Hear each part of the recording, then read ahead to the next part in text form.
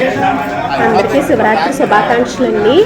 భీమవరంలోని పంచారామ క్షేత్రంలో ఒకటైన సోమేశ్వర గుడిలో ఈరోజు శివరాత్రి సందర్భంగా జరుగుతున్న అభిషేకాన్ని అయితే, ప్రత్యక్ష అభిషేకాన్ని అయితే మీ వీడియో రూపంలో మీ ముందుకు తీసుకొస్తున్నాను.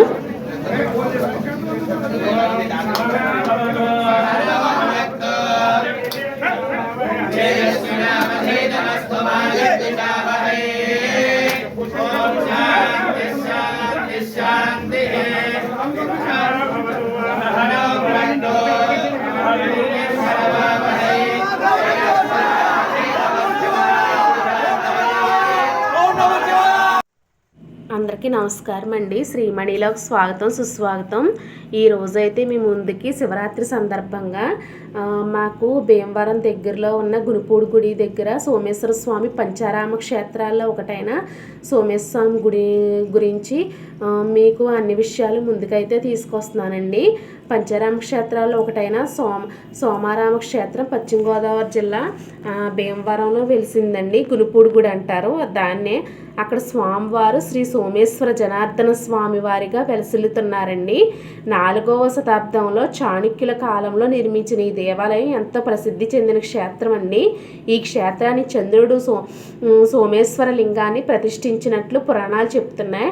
అందుకే చంద్రుడి పేరున సోమేశ్వర క్షేత్రం అని పిలుస్తున్నారు. ఇక్కడ ఆలయ ప్రాంగణంలో కొలను ఉంది. ఆ కొలనే సోమగుండం అని పిలుస్తారు.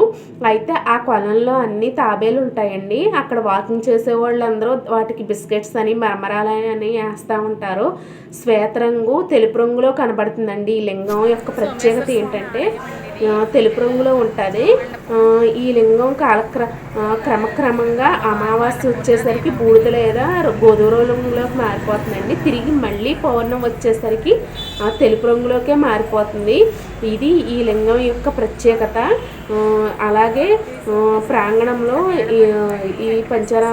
ఈ సోమేశ్వర ఆలయంలో ప్రాంగణంలోనే ఆంజనేయ స్వామి గుడి, కుమారస్వామి గుడి, నవగ్రహాలు, అలాగే సూర్యదేవుడి గుడి, సుబ్రహ్మణ్యేశ్వర స్వామి గుడి, అనేక రకాలైన గుళ్ళు కూడా ఉన్నాయండి.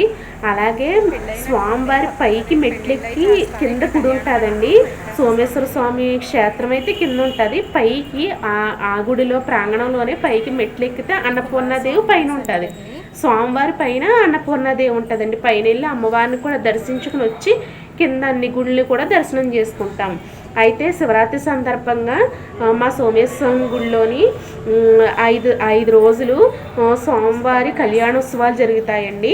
అందులో భాగంగా రథోత్సవం జరుగుతుంది. చాలా బాగా చేస్తారండి. అలాగే తెప్పోత్సవం కూడా జరుగుతుంది. చాలా చాలా బాగా చేస్తారు. అక్కడ సోమగుండం ఉంది కదండి, కొలను. ఆ కొలంలోనే తెప్పోత్సవం అని పడవకి చాలా బాగా పువ్వులతో డెకరేషన్ చేసి స్వామివారిని శివుడి వారిని పార్వతీదేవిని ఇద్దరిని అందులో పెట్టి ఆ కొలను చుట్టూ తిప్పుతారండి 3 సార్లు. అయితే దీపావళికి కాల్చే మందుల్లో ఎన్ని రకాలు ఉన్నాయి అన్ని రకాల మందులు కాలుస్తారు. మా చుట్టుపక్కల ప్రాంతాల్లో ఉన్న వాళ్ళందరూ వచ్చి ఈ రథోత్సవాన్ని అలాగే తెప్పోత్సవాన్ని కూడా తిలకిస్తారండి.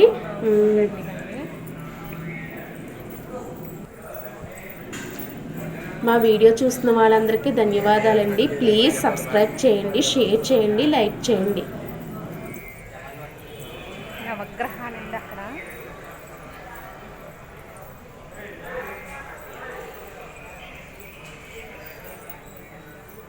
ఇది సుబ్రహ్మణ్యేశ్వర స్వామివారి దేవస్థానం అండి. సుబ్రహ్మణ్యేశ్వర స్వామివారి సన్నిధి అండి ఇది.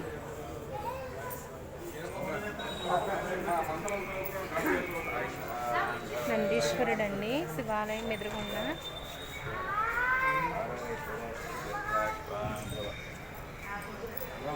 ఇది సూర్యనారాయణ స్వామివారి ఆలయం అండి.